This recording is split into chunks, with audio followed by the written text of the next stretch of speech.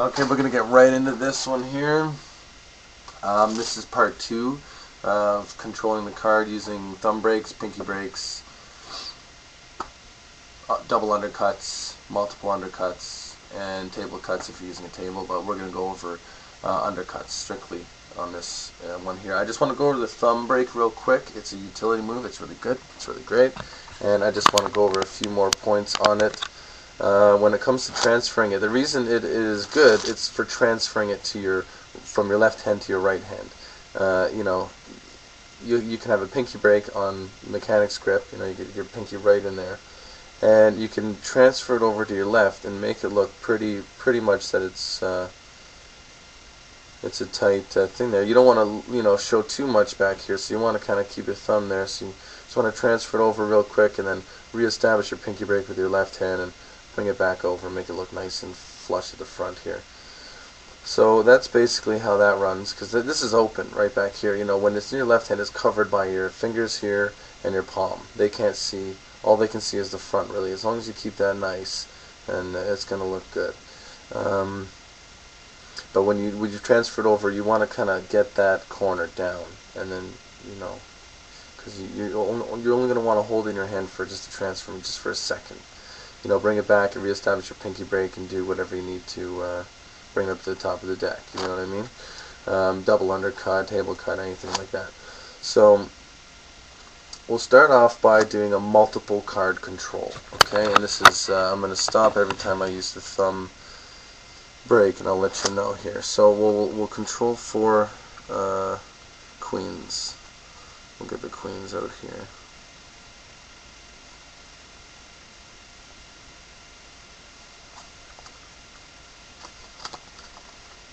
And what we got is, say 4 spectators selected 4 cards. Okay, we're going to use the queens just so you can spot it with your eye. Now we're going to take the first card, and the subtlety is you're going to put it on the deck and then show your hands clean. Okay? But in that motion, you're going to get a break under the top card. So you put a break under their card. Once you put it on, you're going to show your hands empty like that, and then bring it back over, pushing the top card over, which is their selection, and getting a break underneath it. Okay, just push it over real quick. Boom, boom. Done, done. And then you just establish a thumb break. You do your double undercut, right? So you have your cards in your pinky break here with your single card break, and you just transfer it over with your thumb. And you take a hunk off the bottom like that, ready for your double undercut. You put these on top of the top card, and then you take the rest underneath the break. That brings their card to the selection to the bottom. Okay? Now, I'll go over that again with every card. You do the exact same thing. You just bring it over, show your hands empty like that, get a pinky break while you're doing it, right? So you want to just show your hands empty real quick, get your pinky break, bring it back over. It takes 2 seconds. I can just put it on top. You know what I mean? Show my hands empty and it's done. Okay, then I do my double undercut, and you've got their card on the bottom as well. You keep repeating that motion. Put it on there, show your hands empty, get a pinky break, transfer over to a thumb break, bring it up, keep that break, and then bring the rest of the cards up, double undercut, and then you've got it on the bottom as well. And the last card, same thing. You just put it on top, show your hands empty, get a pinky break, do a double undercut to the bottom. Now you got 4 cards on the bottom. Now there's ways you can bring them back up to the top.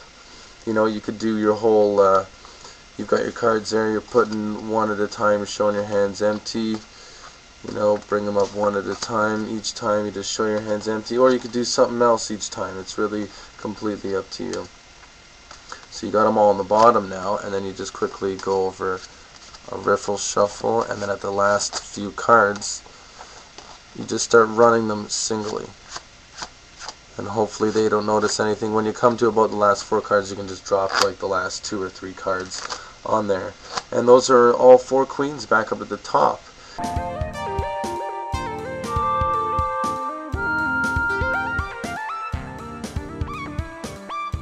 Just to go over a few subtleties. When you have a large pinky break in your deck, when you have your pinky wedged in there, or you just have a small pinky break and you've got your flesh kind of holding it open there with your pinky.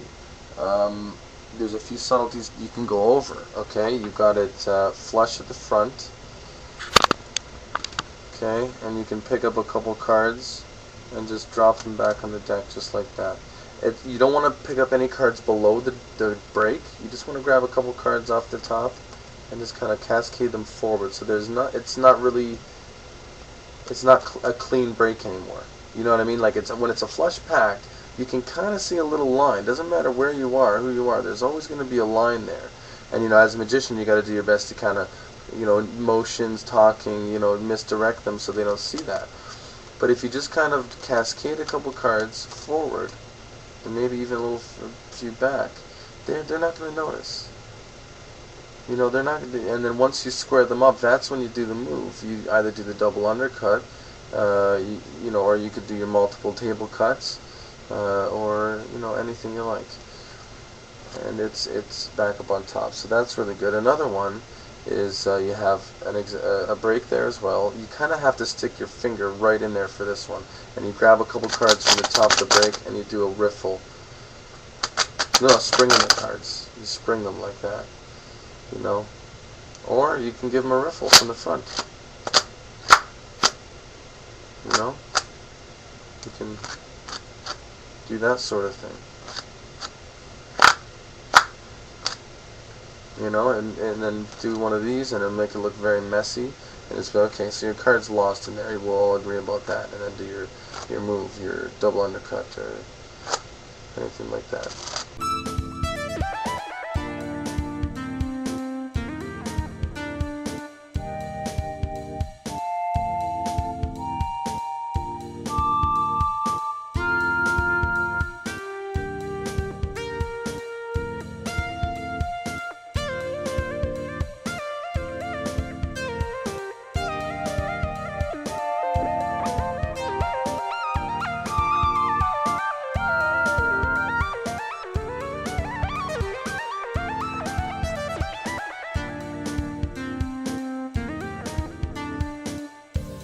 With the 4 queens, we'll have a card, and then a queen, and then a card, and then a queen, and then a card, and then a queen. 5 cards and a queen. We can do whatever we want. It's like you can put these anywhere you like, and you'll have complete control. If you want to spell a person's name, if you want to do anything like that.